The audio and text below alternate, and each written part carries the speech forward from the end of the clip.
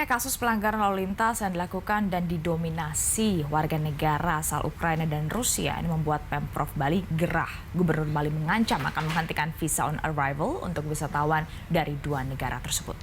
Ya, namun pihak imigrasi tak setuju atas wacana ini karena titik beratnya adalah pengawasan terhadap warga asing di Bali.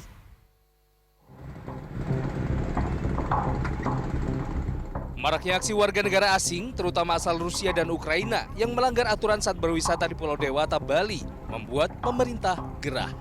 Dari data pelanggaran lalu lintas yang dihimpun, pelanggar didominasi bule asal Ukraina dan Rusia.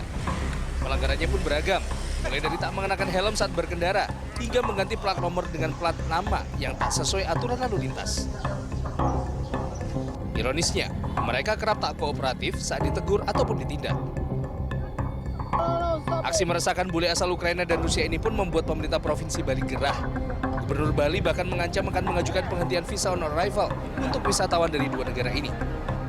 Saya juga sudah bersurat kepada Bapak Menteri Kumham, terusan kepada Menlu untuk mencabut visa on arrival bagi warga Rusia dan Ukraina yang ingin ke Bali. Terkait wacana Gubernur Bali ini, pihak Direktorat Jenderal Imigrasi berpandangan berbeda. Imigrasi memandang yang terpenting adalah kolaborasi petugas di lapangan untuk meningkatkan pengawasan dan tidak membiarkan pelanggaran. Jangan langsung kita eskalasi untuk mencabut, sehingga nanti kebijakan itu jadi tidak konsisten. Sementara yang dibutuhkan untuk kita itu adalah kebijakan konsisten dan kontinu. Pengawasan dilakukan, penindakan dilakukan, jangan pernah turun. Gitu. Karena sekali turun, yang namanya turis itu kan polanya macam-macam. Ya kita harus tertibkan. Terkait aksi warga negara asing atau bule yang meresahkan, pemerintah pusat pun telah angkat bicara. Pemerintah meminta penegakan hukum yang tegas bagi oknum WNA yang kerap melanggar aturan dan meresahkan. Karena meski Indonesia terbuka dengan turis asing, siapapun yang datang ke Indonesia wajib patuh pada peraturan dan norma yang ada. Tim Liputan melaporkan.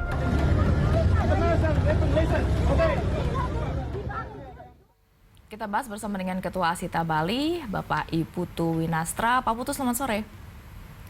Selamat sore, Mbak Stefani. Ya, Pak Putu, buntut dari beragam ulah turis asing di Bali ini, sejumlah pihak bersuara, termasuk Menko Bidang Kemaritiman dan Investasi mengatakan begini, turis asing yang nakal tidak kami perlukan di Bali. Asita sependapat bahwa turis asing nakal ini harus ditindak mungkin melalui berbagai penyesuaian kebijakan atau aturan, walaupun bisa jadi membuat kuantitas dari turis asing ini menurun di Bali. Saya kira sangat pendapat saya dengan apa yang disampaikan oleh Bapak Menko Marves ya. Karena Bali ini kan menjadi sebuah destinasi pariwisata dunia di mana yang kami perlukan adalah wisatawan yang berkualitas. Artinya bahwa bagaimana wisatawan asing ini bisa respect dengan local wisdom, culture, dan juga tradisi yang kami miliki. Jadi mereka tidak boleh seenaknya datang ke Bali dan apa yang mereka lakukan bebas tanpa ada aturan. Kami tidak setuju hal itu terjadi. Justru ini tidak sesuai dengan landasan daripada pariwisata Bali, yaitu pariwisata budaya. Iya, Pak Putu, jadi bukan hanya soal kuantitas, tapi juga kualitas. Tapi apa tolok ukurnya? Tadi Anda sebutkan turis asing yang berkualitas. Dan bagaimana menyortirnya agar wisatawan yang datang ke Bali ini adalah wisatawan yang berkualitas tadi, ya, artinya bisa menjaga kondusivitas dari Pulau Dewata. Nah, saya akan memberikan dua poin yang berbeda.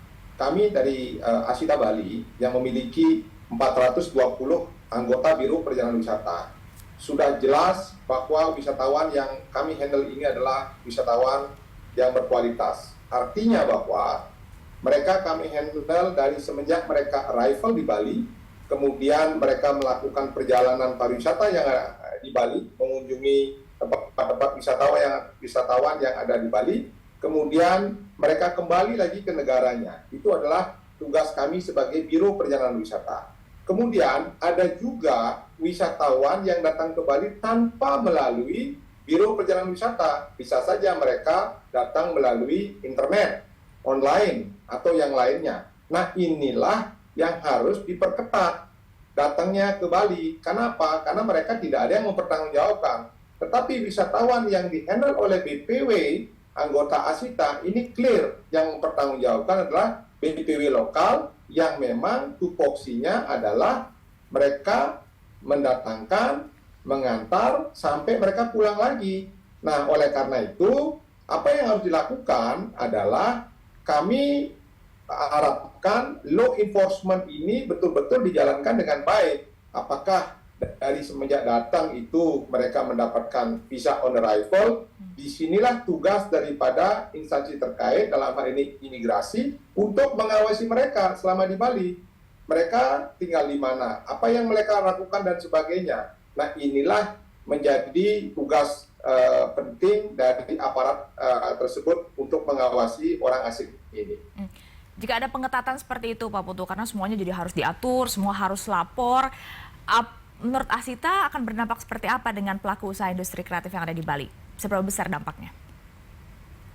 Saya kira hal yang wajar. Kita pun keluar negeri, kita harus jelas inapnya di mana, sampai berapa lama, spending money-nya berapa, saya kira itu clear. Tidak boleh dong kita datang ke sebuah destinasi dan semau gue dan seenaknya mau berbuat apa saja, tidak bisa. Justru kalau mereka mau betul-betul berwisata, dan mereka harus wajib mengikuti aturan. Contoh misalnya, sekarang kan banyak sekali yang viral, wisatawan yang memakai kendaraan sepeda motor. Betul. Yang which is wisatawan ini, satu, mereka tidak tahu bagaimana menjalankan sepeda motor. Yang kedua, lalu lintas di Bali ini mereka tidak tahu situasinya seperti apa. Yang ketiga, mereka juga tidak punya SIM.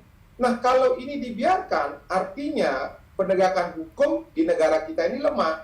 Nah, karena lemahnya penegakan hukum inilah akhirnya mereka berusaha berbuat sesuatu semaunya mereka.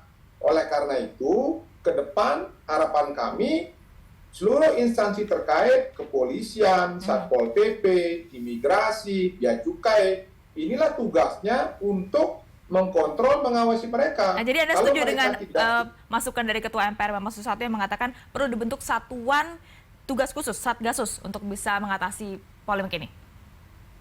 Kami mengapresiasi gubernur sudah membuat Satgas gabungan yang terdiri dari imigrasi, bea cukai, Satpol PP, Dinas Tenaga Kerja, dan juga asosiasi terkait. Ini yang dibuat oleh Pak Gubernur untuk mengawasi wisatawan-wisatawan yang nakal ini, Mbak.